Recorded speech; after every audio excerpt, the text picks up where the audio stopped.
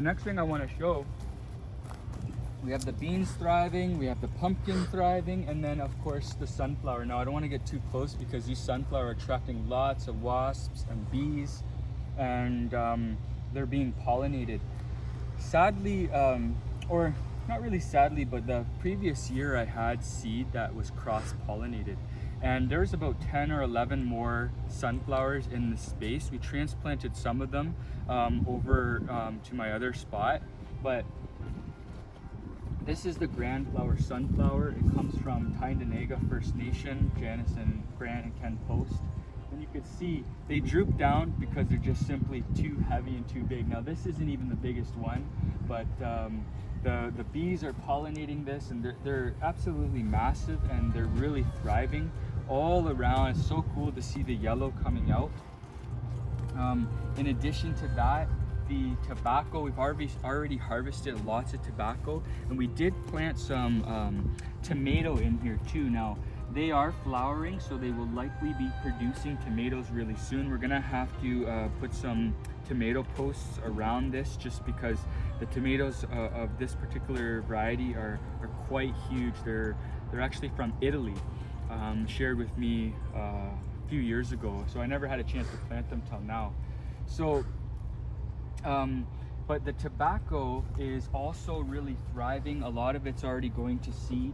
You can see these circular seed pods right here. Down here, we've been harvesting from the ground up. There's a leaf right there that has come off. So what we do is we actually hang these plants up to dry. We let them dry, and we're gonna share. We have lots. There's like probably 40 or 50 tobacco plants in this space, and they are sort of at the end of their season here in late August. So the plan is to, check out the hardiest ones, save seed from those, and essentially harvest all the tobacco from the ground up. I'll just give you another example.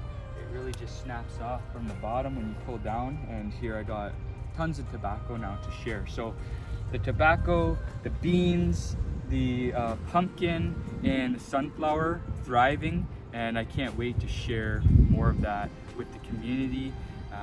Hopefully, we're here outside Algoma University right now. This project has been a partnership with Shingwak Ginamagagamik and Anishinaabe Initiatives and the Shingwak and Anishinaabe Students Association. And I guess the last thing I'll just point out is these awesome benches that were built for us. You can see engraved in the back are the symbols of the different organizations that are supporting this initiative. This is the first year, so many lessons have been learned this year. Our transition right now is moving from the planting, the maintenance, towards the harvesting, the sharing, and the really distribution of all of these beautiful plants to our community. And that's the point of a space like this. We do actually want to expand, we want to grow, we want to push out the boundaries of this space so that we can give more in the coming years. So look forward to that.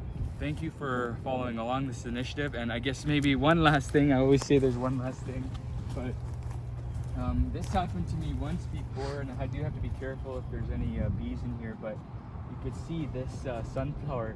It actually has petals in its center, which is so crazy. This sunflower probably weighs about 25 pounds right now.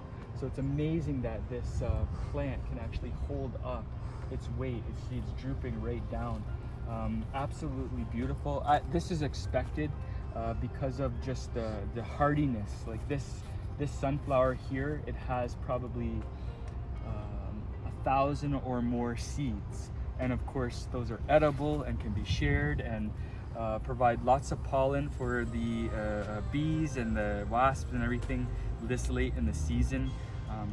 They're all around here now, and I can't wait to harvest more and share. So miigwech, thank you.